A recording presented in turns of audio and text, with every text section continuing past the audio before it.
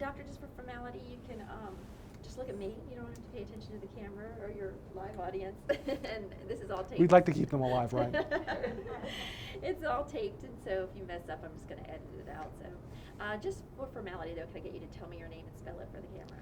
My name is Dr. Robert Findling. That's F as in Frank, I-N-D, L-I-N-G.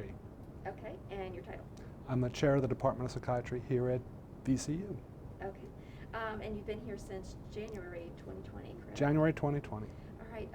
So to come into a new setting and a new hospital right at the, just 2 months prior to the pandemic, you've been, I guess, inaugurated pretty quickly into your work here at VCU. What has it meant to you to be here at Virginia Commonwealth University? I went to medical school here. I loved being a medical student here. I loved being in Richmond, and it's where I really learned how important psychiatry could be for people, never mind just physicians. So it's really great to be back where I really started my medical career. Mental health has always been on the forefront of the needs in our society, but now more than ever. Can you talk a little bit about the need that you see right now and what this depression, the impact it's had on people's mental health? The pandemic has been very cruel to people. It seems to almost know where people's weaknesses are. So I spend a lot of time working with kids. So if you're an anxious kid, gosh, this is frightening. So it just makes it worse. If you're an isolated kid who may be a little awkward, gosh, this makes it worse. If you're a kid who has a hard time sitting still and paying attention to school, gosh, this doesn't help you that either. So in many ways, it takes people at their greatest weak points and exploits it to make it even more difficult than before. So it's just been awful. And it's also showing up in the rates of completed suicide. They're going up at really high rates. And it'll be nice when things are a little bit better.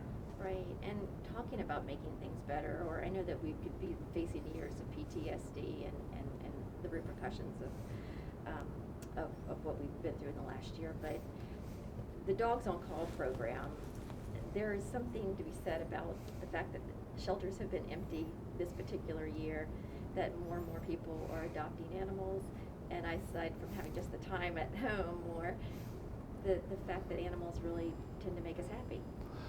I couldn't agree with you more. I mean, our dogs make us really happy, and they're just great.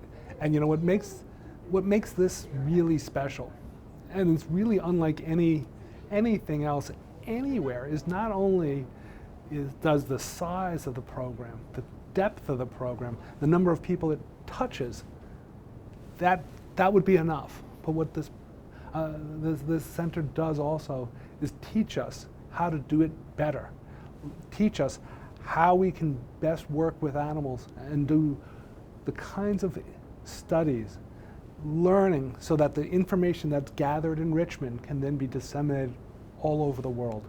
So we're not only doing good for the people of Richmond, this program is really doing good for people everywhere. Because let's face it, the way dogs make us feel is universal. Right. What happens mentally with our cortisone levels and everything else? What do we notice that when animals are around, what it does to us?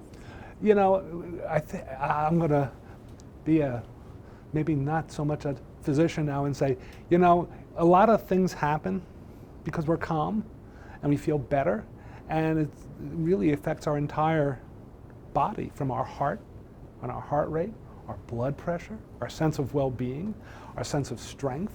All good things come from really having a close relationship with anyone, including a dog. So, for a lot of people, particularly during this pandemic, particularly isolated people, this is another way out.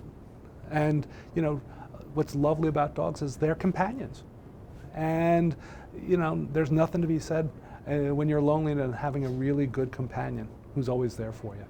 And I understand the hospital has a grant. am I asking the right person? I didn't know if I should talk more to you about the grant or Yeah, I can cover the grant and the details of research. Okay. to study the effects of animals on, and it's particularly healthcare workers. Now that you're going to be going around not only seeing patients but healthcare workers, that was my focus last week, was on the doctor from Yes. from Charlotte. It's unrelenting. You know, one of the things we're used to occasionally is a little, maybe a lull here or a lull there.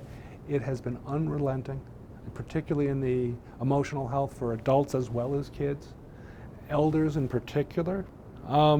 It's just cut across the life cycle, and it's just been a completely cruel pandemic in so many different ways.